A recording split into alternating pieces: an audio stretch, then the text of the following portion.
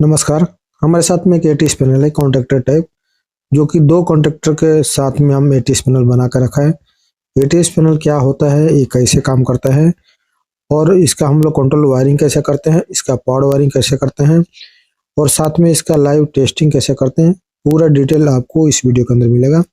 सबसे पहले मैं इस एटीएस पैनल का कंट्रोल डायग्राम के माध्यम से मैं आपको समझा दूंगा इसका कंट्रोल वायरिंग हम लोग कैसे करते हैं। उसके बाद में लाइव आपको टेस्ट करके पूरा डिटेल अच्छी तरह से एक्सप्लेन कर दूंगा, फिर आपके मन में कुछ भी डाउट नहीं बचेगा। ये कॉन्ट्रैक्टर टाइप एटीएस पैनल है। अगर आपके साथ में दो सोर्स है, इलेक्ट्रिसिटी सप्लाई और जनरेटर सप्लाई, दोनों को आप मैनुअली ऑन ऑफ करना चाहते हैं तो एटीएस पैनल के अंदर हम लोग कर सकते हैं।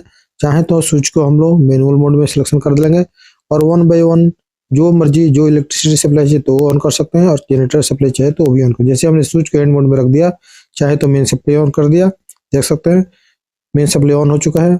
और चाहे तो हम इसको ऑफ भी कर सकते हैं और हम लोग दूसरा सोर्स जनरेटर सप्लाई भी ऑन कर सकते हैं। और ये एटीएस पैनल ऑटो मोड में कैसा काम करता है, ताकि ऑटोमेटिक आपका मेन सप्लाई भी चलता रहे और मेन जाने के बाद भी जनरेटर सप्लाई भी चलते रहे। ये पूरा फंक्शन कैसा काम करता है, एटीएस पैनल क्या होता है, पूरा डिटेल आपको इस वीडियो के अंदर मिले। सब कुछ सीखने के लिए आपको ये पूरा वीडियो देखना होगा, जब भी आपको समझ में आएगा। अगर आप हमारे चैनल पर नए हैं तो चैनल को सब्सक्राइब कर लें। चलो फिर हम वीडियो को स्टार्ट कर लेते हैं। सबसे पहले हम लोग जान लेते हैं कि एटीएस पैनल क्या होता है, उसके बाद हम लोग आगे का प्रोसेस देखेंगे। एटीएस का मतलब है कि ऑटो ट्रांसफर स्विच, ठीक है। जैसे कि आपके साथ में अगर दो सोर्स है, कोई भी सोर्स, सपोज मान लो हमारे साथ में एक इलेक्ट्रिसिटी सप्लाई है, दूसरा जनरेटर सप्लाई है, तो हम लोग इसको दोनों सप्लाई को ऑटोमेटिक करने के लिए हम लोग एटीएस पैनल का यूज करते हैं। जैसे कि सपोज आपके घर में एक इलेक्ट्रिसिटी सप्लाई है, तो इलेक्ट्रिसिटी सप्लाई अगर फेल हो गया, मतलब कि चला गया, उस टाइम उस कंडीशन में आपका जनरेटर सप्लाई ऑटोमेटिक स्टार्ट होना चाहिए।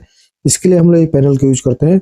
और हमारा सपोज मेन सप्लाई चला गया तो जनरेटर स्टार्ट हो गया, और सपोज मेन सप्लाई रिटर्न आया, उसके बाद में हमें जनरेटर सप्लाई को बंद कर देता है और मेन सप्लाई फिर रीस्टार्ट हो जाता है, मतलब दोबारा से स्टार्ट हो जाता है। तो इसके लिए हम लोग ये पैनल को यूज करते हैं, एटीएस पैनल का, ताकि हमारा जो पावर सप्लाई है वो ऑटोमेटिक चलता रहे, हमारा पावर सप्लाई घर में कभी भी बंद ना हो, ठीक है। चलो फिर हम स्टार्ट कर लेते हैं। अगर आपको एटीएस पैनल का पावर डायग्राम मालूम नहीं है तो मैं आपको पावर डायग्राम बता रहा हूँ कि एटीएस पैनल का पावर डायग्राम हम लोग कैसे करते हैं। सपोज मान लो आपके साथ में दो कॉन्ट्रैक्टर है, ठीक है। एक कॉन्ट्रैक्टर का नाम हमने K1 रख दिया और एक कॉन्ट्रैक्टर का नाम हमने K2 रख दिया, ठीक है। सिंपल वायरिंग है, बस आपको समझना चाहिए, ठीक है। एक हमारा सप्लाई मेन इधर से आ रहा, यहाँ पे हमारा Y है, यहाँ पे हमारा B है, यहाँ पे रेड, येलो, ब्लू, और यहाँ पे हमारा न्यूट्रल सप्लाई है, ठीक है। और इधर से हमारा सप्लाई जो आएगा, यहाँ पे रेड सप्लाई आया और यहाँ पे हम लोग वाई सप्लाई आया और यहाँ पे हमने बी सप्लाई आया और यहाँ पे हमारा न्यूट्रल सप्लाई आया, ठीक है। ये मतलब जनरेटर साइड का पावर केबल है और ये हमारा मेन साइड का पावर केबल है, ये हमारा मेन सप्लाई है, ठीक है। उसके बाद में आउट में क्या करेंगे कि हम लोग यहाँ से रेड निकाल के इस रेड के साथ ज्वाइंट करेंगे, यहाँ से हम लोग येलो निकाल के येलो के साथ ज्वाइंट करेंगे, यहाँ पे हम लोग ब्लू निकाल के ब्लू के साथ ज्वाइंट करेंगे और यहाँ पे हम लोग ब्लैक निकाल के ब्लैक के साथ ज्वाइंट करेंगे, ठीक है। उसके बाद में लोड में यूज करने के लिए हम लोग क्या करेंगे, यहाँ से वायर निकाल के सीधा हम लोग लोड में यूज कर लेंगे, ठीक है। ये हमारा लोड में चला जाएगा, ठीक है। लोड में आप लोग यूज कर सकते हैं, लोड जहाँ पे आपको यूज करना है, घर के लिए या किसी भी सोर्स के लिए, तो हम लोग ऐसे यूज करते हैं। ये हमारा रेड हो गया, येलो हो गया, ब्लू हो गया, न्यूट्रल हो गया, ठीक है। ये हमारा रेड हो गया, येलो हो गया, ब्लू हो गया, न्यूट्रल हो गया।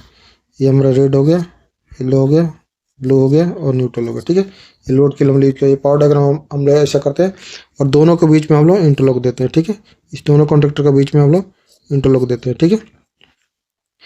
मैकेनिकल इंटरलॉक देते हैं कि ताकि दोनों कॉन्ट्रैक्टर एक साथ में चालू ना हो, इसके लिए मैकेनिकल इंटरलॉक देते हैं। ऑलरेडी हमने इलेक्ट्रिकल इंटरलॉक आगे मैं कंट्रोल डायग्राम में बता दूंगा, ठीक है। इसका हम लोग पावर डायग्राम ऐसे बनाते हैं। मैं सिंपल आपको बताया, फिर भी आपको कुछ डाउट है तो मुझे कमेंट करके जरूर बताना, ठीक है। आगे मैं आपको कंट्रोल डायग्राम बता रहा हूँ। एटीएस पैनल का कंट्रोल डायग्राम स्टार्ट कर रहे हैं। आप लोग डिस्प्ले पे ध्यान से देखें। सबसे पहले हमारा जो इधर से आएगा, हमने यहाँ पे एक फ्यूज रखा है, फ्यूज का नाम हमने F1 रखा है, ठीक है। यहाँ से एक सप्लाई आएगा, ठीक है। ये सप्लाई आने के बाद में हमारा एक यहाँ पे हमने एक रिले रखा है, ठीक है। इस रिले का नाम हमने CO रखा है, ठीक है। ये जो सप्लाई है हमारा, ये हमारा मेन सप्लाई है, ठीक है। ये मेन सप्लाई आप लोग डिस्प्ले पर अच्छी तरह देखते रहें, फिर आपको अच्छे से ये मेन सप्लाई हमारा। न्यूट्रल हम लोग यहाँ से एक लेके न्यूट्रल हम लोग यहाँ पे दे देंगे, ठीक है।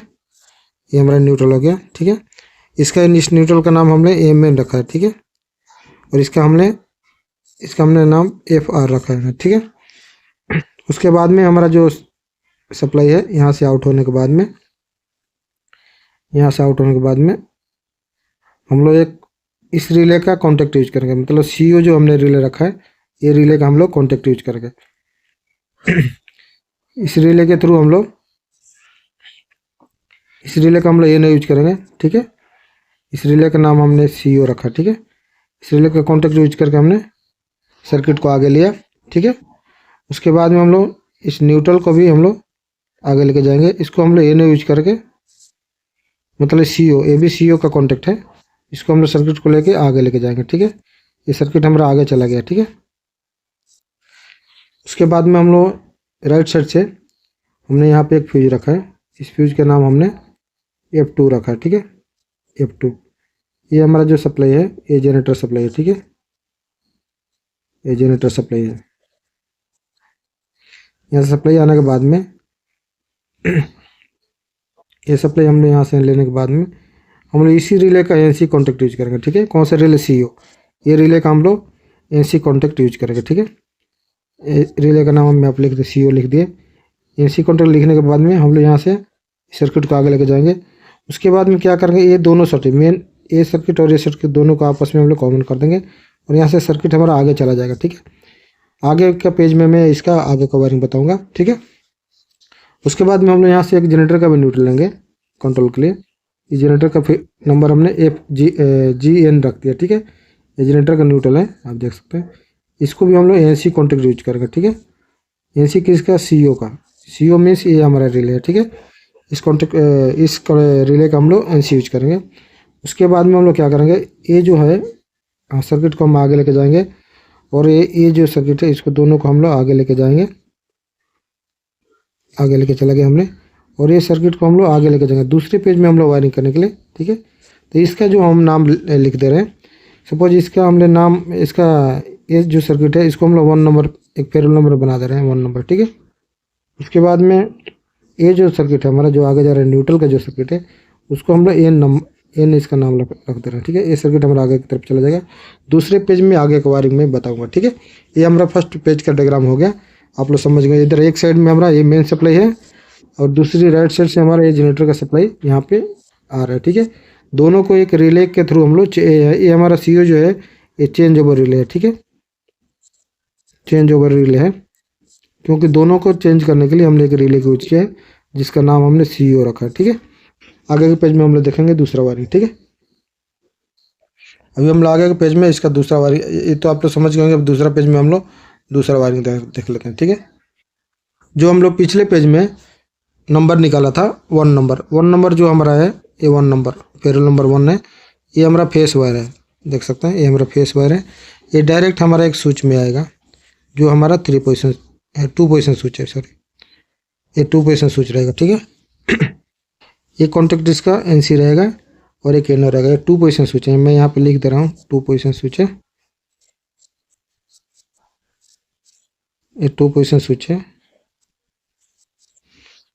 उसके बाद में ये स्विच, ये जो फेस है हमारा 1 नंबर, जो पीछे से आया, मतलब दूसरे पेज से ये आया सर्किट, आपको यहाँ से आके सीधा स्विच में चला है, ठीक है। उसके बाद में हम लोग क्या करेंगे, यहाँ पे हम लोग PFR का कॉन्टेक्ट यूज करेंगे, ठीक है। यहाँ पे यहीं पे AC सर्किट में हम लोग एक PFR का कॉन्टेक्ट यूज करेंगे, ठीक है। PFR का कॉन्टेक्ट यूज करेंगे, ठीक है।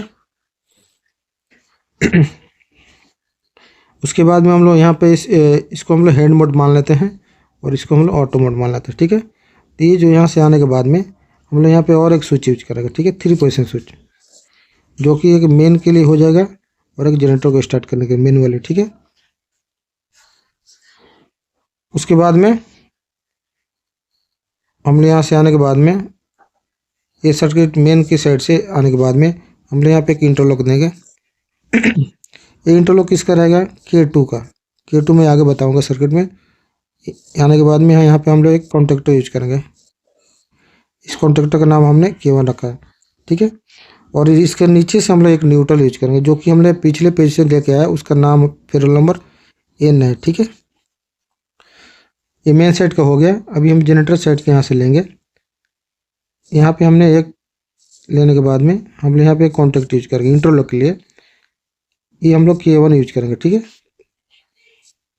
यहाँ पे उसके बाद में सीधा सप्लाई आपका कॉन्टेक्टर 2 में आ जाएगा, ठीक है, कॉइल में। और ये न्यूट्रल मतलब कॉमन न्यूट्रल यहाँ पे यूज कर लेंगे, ठीक है। ये भी हमारा न्यूट्रल है।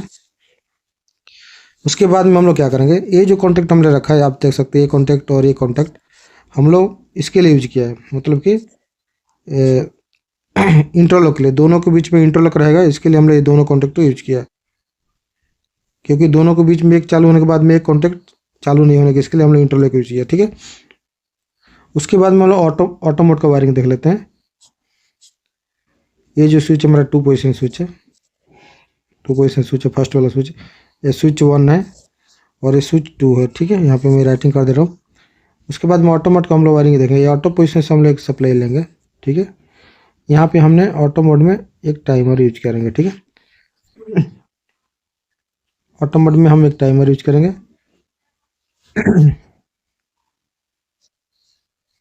ऑटो मोड में हम एक टाइमर यूज करेंगे। ये टाइमर का नाम हमने T1 रख दिया। इसका न्यूट्रल हम लोग नीचे से ले लेंगे, ठीक है।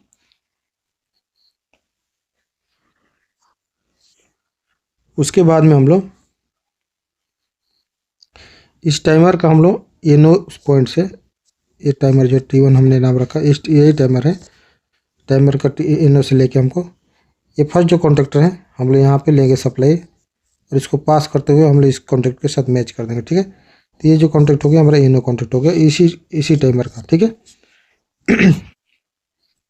उसके बाद में हम लोग ऑटो मोड में हम लोग इस और एक टाइमर को यूज करेंगे, ठीक है। और एक टाइमर हम लोग यहाँ से यूज करेंगे। ऑटो मोड में हम लोग कौन सा टाइमर यूज करेंगे, अभी हम लोग इस टाइमर को, इसको हम लोग सीधा हमारा टाइमर 2 में सप्लाई जाएगा, ठीक है।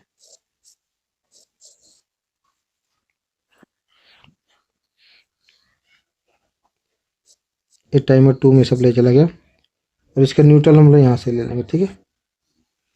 हम लोग इस कॉन्टेक्ट को यहाँ पे दे दे रहे हैं, ठीक है। CO का कॉन्टेक्ट हमने यहाँ पे यूज किया, ठीक है। CO का कॉन्टेक्ट यहाँ पे यूज कर लिया। उसके बाद में आगे टाइमर में सप्लाई, मतलब CO का हम लोग यहाँ पे क्यों यूज किया कॉन्टेक्ट, जब तक मेन सप्लाई रहेगा तो ये T2 का कॉइल सप्लाई नहीं मिलेगा, ठीक है। मतलब कि मेन सप्लाई रहेगा तो आपको T2 का टाइमर का सप्लाई नहीं मिलेगा, ठीक है। अगर ऑटो मोड में स्विच रहेगा, ऑटो मोड में अगर आपका स्विच रहेगा तो ये ऑटो मोड में स्विच रहेगा तो आपको अगर मेन सप्लाई रहेगा तो डायरेक्ट आपको T1 को सप्लाई मिलेगा, ठीक है। में T1 का सप्लाई मिलेगा, ठीक है।